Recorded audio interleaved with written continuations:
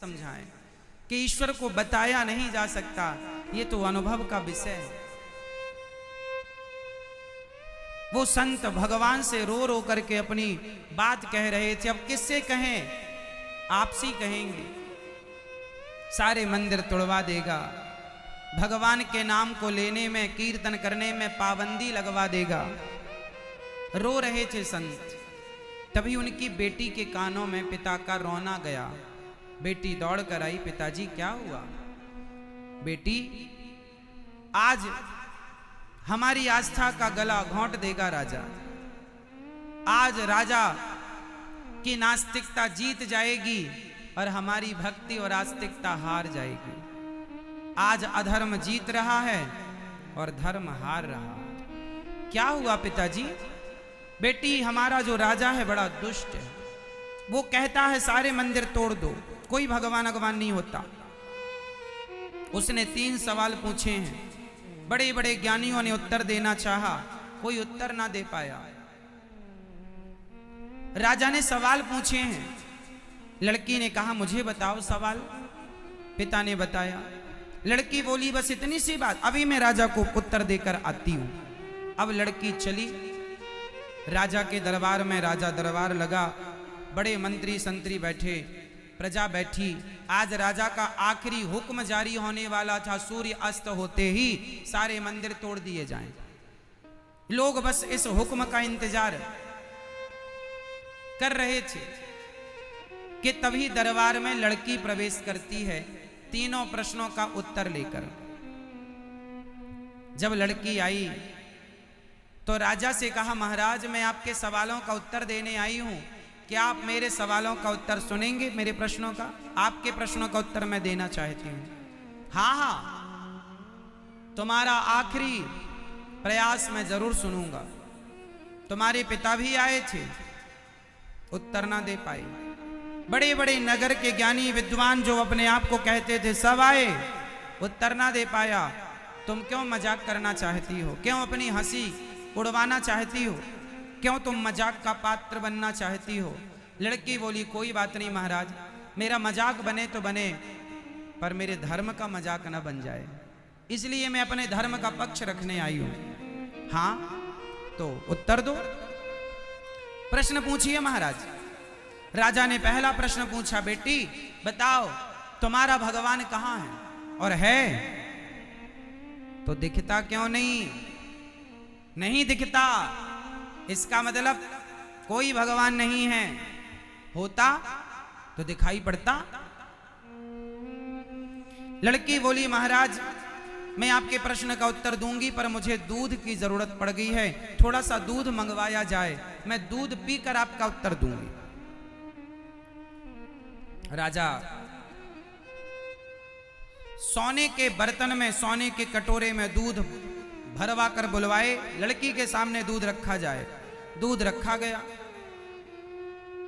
लड़की ने उस दूध में, कटोरे में उंगलियां डाल दी, हाथ डाल दिया और ऐसे ऐसे चलाने लग गई लड़की। बहुत देर हो गई। राजा को लगा साइको है क्या, पागल है क्या? काफी देर हो गई। राजा को लगा कि भाई क्या कर रही हो तुम, समय बर्बाद क्यों कर रही हो? लड़की बोली महाराज मैं समय बर्बाद नहीं कर रही हूं, मैं ढूंढ रही हूं कि इसमें मक्खन कहां छिपा है। राजा बोला तुम पागल हो गई हो क्या? अरे दूध में कोई ऐसे मक्खन मिलता है? तो फिर महाराज कैसे मिलता है आप ही बताओ। अरे दूध को जमाओ, दही बनाओ, दही का मथानी से मंथन करो, तब मक्खन प्रकट होगा। लड़की ने पलटकर जवाब दिया महाराज इस दूध में मक्खन है या नहीं? इस दूध में मक्खन है या नहीं? राजा बोला है। लड़की बोली महाराज यदि इस दूध में मक्खन है तो बताओ हमें दिखाई क्यों नहीं पड़ रहा है? क्यों नहीं दिखता हमें? हमें तो नजर नहीं आ रहा है। क्या आपको नजर आ रहा है? राजा बोले नहीं। लड़की बोली महाराज इस दूध में यदि मक्खन नहीं दिख रहा है तो मक्खन नहीं होगा। राजा बोले नहीं बेटा, मक्खन है, उस मक्खन तक पहुंचने का एक प्रोसेस है। दूध का दही बनाओ, फिर मंथन करो तो मक्खन की प्राप्ति होगी। लड़की ने उत्तर दिया, महाराज आपके दोनों प्रश्नों का उत्तर यही है। जैसे आपने पहला प्रश्न पूछा कि भगवान कहाँ है, तो जैसे दूध के कण कण में मक्खन समाया है, ऐसे सृष्टि के कण कण में भगवान समाये हैं। उत्तर, आपने प्रश्न किया कि भगवान है तो दिखाई क्यों नहीं पड़ता? जैसे दूध में मक्खन तो है, पर दिखने के लिए दही का मंथन करना जरूरी है। उसी तरह भगवान तो कण कण में है, लेकिन उस परमात्मा तक पहुंचने के लिए भक्ति की मछानी लाकर और श्रद्धा की रस्सी बांधकर मथने की जरूरत है, तब भगवान प्रकट होते हैं। वो श्रद्धा और प्रेम चाहिए महाराज। बिना मछानी और बिना रस्सी के, किसी के पास दही हो और मछानी हो और रस्सी ना हो तो भी मक्खन नहीं निकलेगा। बोलो हाँ। दही भी हो, मछानी भी हो और रस्सी भी हो और निकालने वाला ना हो तो भी ना निकलेगा। बोलो हाँ। दही से मक्खन निकालने के लिए 4 लोगों का होना जरूरी है, 4 चीजों का होना जरूरी है। पहला तो दही का होना, दूसरा मछानी का, तीसरा रस्सी का और चौथा रस्सी को मछानी पर लगाकर दही में डालकर मथने वाला या मथने वाली। 4 लोगों के मिलने से 5वां मक्खन मिलता है। एक प्रोसेस है। उसी तरह ये संसार दही की तरह है, जिसमें परमात्मा समाया हुआ है, जैसे दही में मक्खन समाया हुआ। ये संसार दही की तरह है राजन, और ज्ञान मछानी की तरह है। ज्ञान मछानी की तरह है और श्रद्धा की रस्सी चाहिए।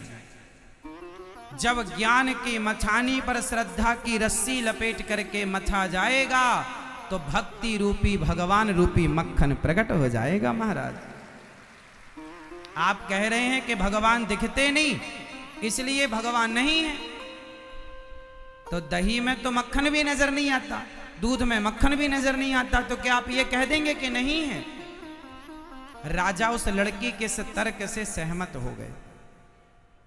बात तो ठीक है कि भगवान। अच्छा ये बताओ, यदि आपको इंग्लिश सीखनी हो तो क्या करना पड़ेगा?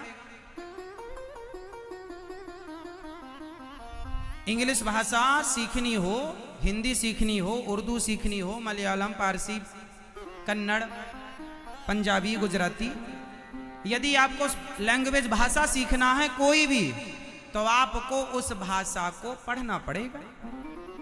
सिंपल है, हाँ या ना? आप हिंदी पढ़ना सीखेंगे तो हिंदी बोलना आएगा, पंजाबी पढ़ेंगे तो पंजाबी बोलना आएगा, इंग्लिश पढ़ेंगे तो इंग्लिश बोलना आएगा, मलयालम पढ़ेंगे तो मलयालम, मराठी पढ़ेंगे तो मराठी, तमिल पढ़ेंगे तमिल।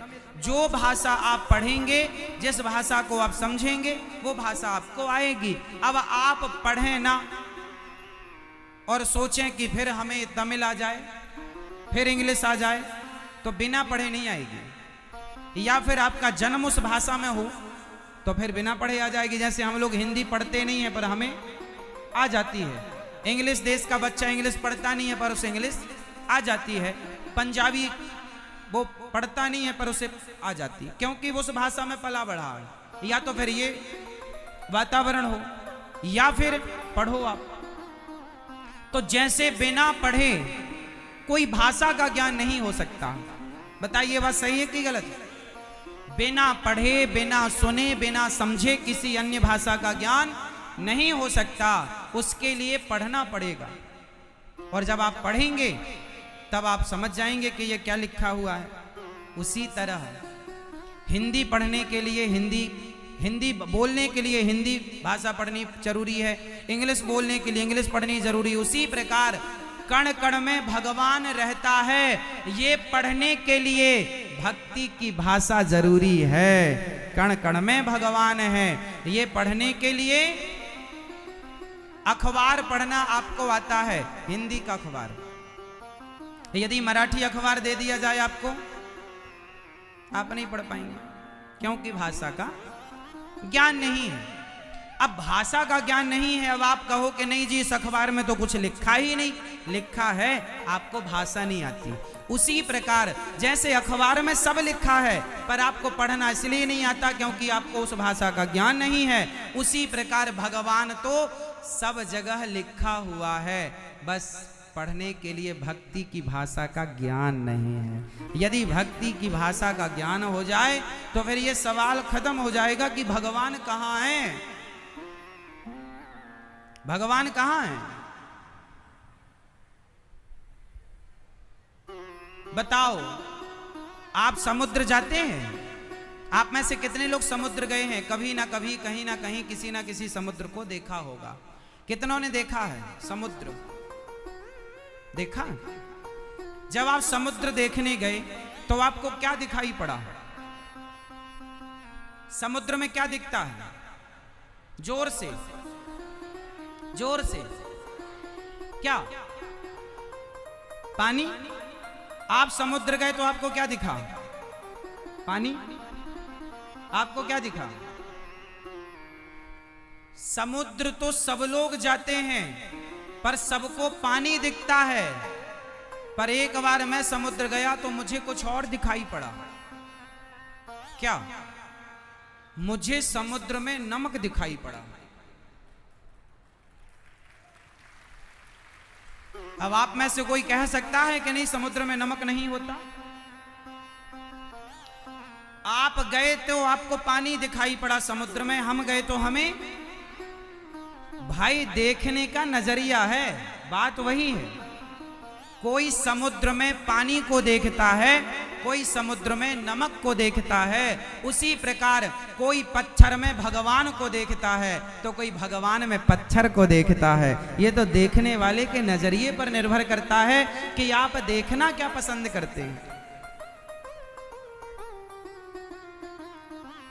जैसे समुद्र में नमक है, प्रत्येक पानी की बूंद में नमक है, समुद्र की प्रत्येक बूंद में नमक है, पर दिखाई नहीं पड़ती वो। बोलो हाँ।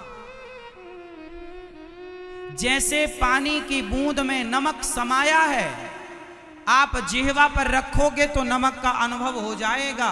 उसी प्रकार सृष्टि के कण कण में श्री कृष्ण समाये हैं, भक्ति करोगे तो कृष्ण का अनुभव हो जाएगा। जरा पानी को चखो, जरा पानी को चखो तो नमक का स्वाद आएगा, जरा भक्ति करो तो कृष्ण का स्वाद आएगा। करोगे तो आएगा, नहीं करोगे तो बातें करते जाओ। कहाँ है भगवान? है तो दिखाई क्यों नहीं पड़ता भगवान? ये सब बातें हैं, करते रहो, इन बातों का कोई अर्थ नहीं।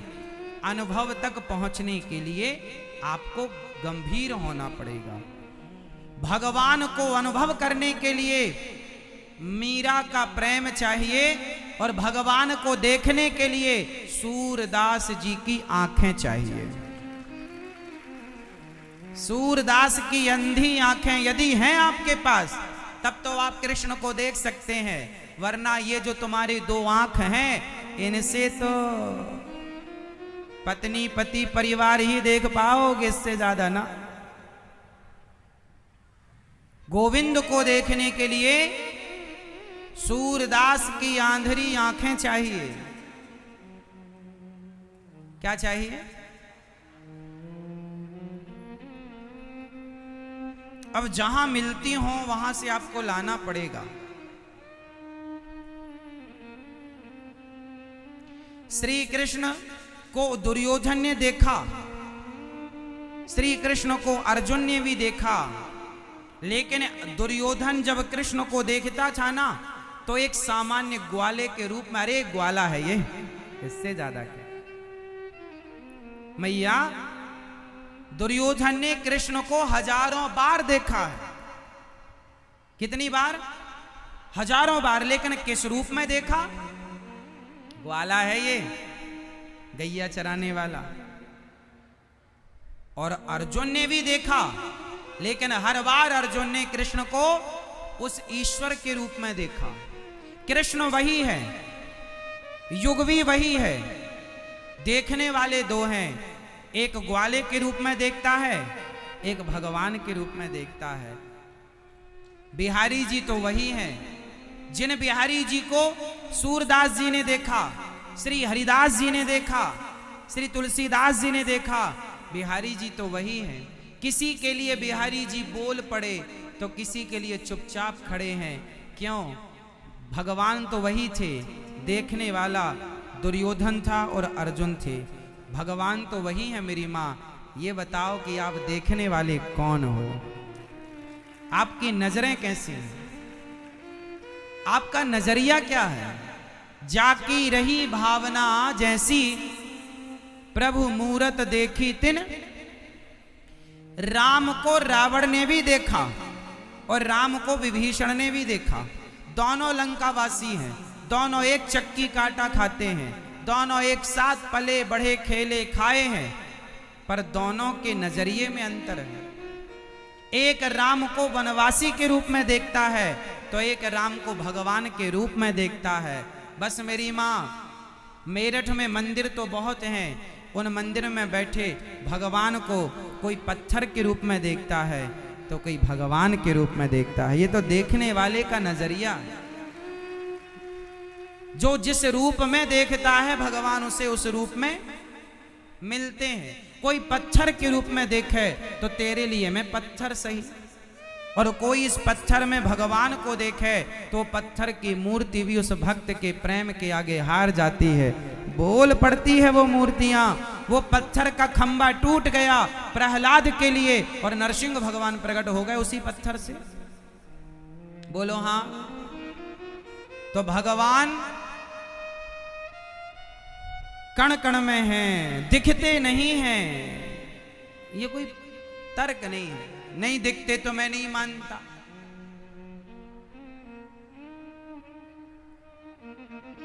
एक सज्जन बोले महाराज जी भगवान हैं, इस बात का सबूत दीजिए, प्रमाण दीजिए। मैं बिना प्रमाण के नहीं मानता। एक आदमी मेरे से बोला कि महाराज जी यदि भगवान हैं तो आपके पास सबूत क्या है? सबूत दीजिए, मैं बिना सबूत के नहीं मानूंगा। मैंने कहा यहां। मैंने कहा ये बता, तेरे पिता हैं? तेरा बाप है?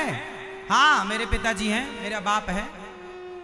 मैंने कहा तेरा बाप ये जो है ये तेरा बाप है, इसका कोई सबूत है तेरे पास कि यही तेरा बाप है? हो सकता तेरी मां झूठ कह रही हो। अरे महाराज कैसी बात करते हो, ये मेरे पिता हैं। मैंने कहा कोई चेकअप वगैरह कराया, डीएनए टेस्ट कराया? डीएनए रिपोर्ट है तेरे पास? बोला नहीं रिपोर्ट तो नहीं है। मैंने कहा जब रिपोर्ट नहीं है तो तू किस आधार पर कहता है ये मेरा बाप है? बोला मेरी माँ ने कहा है। माँ? मैंने कहा कि जब तेरी माँ ने कह दिया कि ये तेरा पिता है तो तू कोई किंतु परंतु नहीं करता और सारी जिंदगी के लिए मान लेता है कि ये मेरा पिता है। पिता के बारे में बच्चे को माँ ही बताती है। जिसे माँ कह देगी बच्चा उसे अपना बाप मान लेगा और कोई सवाल नहीं करेगा कि ये बाप मेरा क्यों। जैसे माँ के वचनों पर तूने विश्वास करके और पिता को मान लिया, हमने कहा उसी तरह हमारे वेद पुराण माँ की तरह, हमारे गुरुजन माँ की तरह हमें बताते चले आए हैं कि ये भगवान हैं, उन पर विश्वास कर लो, संदेह नहीं है ना। ईश्वर अतर्क है।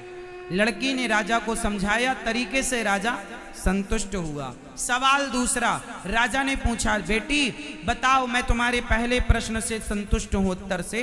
दूसरा सवाल यह है कि भगवान अभी किस ओर देख रहे होंगे? लड़की ने कहा महाराज मुझे एक मोमबत्ती की जरूरत है।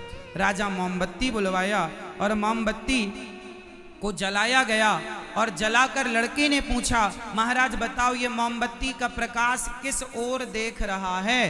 राजा बोले, चारों ओर देख रहा है। मोमबत्ती का प्रकाश किस ओर देखता है? लड़की बोली, महाराज जैसे ये मोमबत्ती का प्रकाश चारों ओर एक समान देख रहा है, उसी तरह मेरे भगवान एक समय पर चारों ओर एक समान देखते हैं, एक सी नजर से देखते हैं, वो भगवान है। सवाल तीसरा, तुम्हारे भगवान अभी इस समय क्या कर रहे होंगे?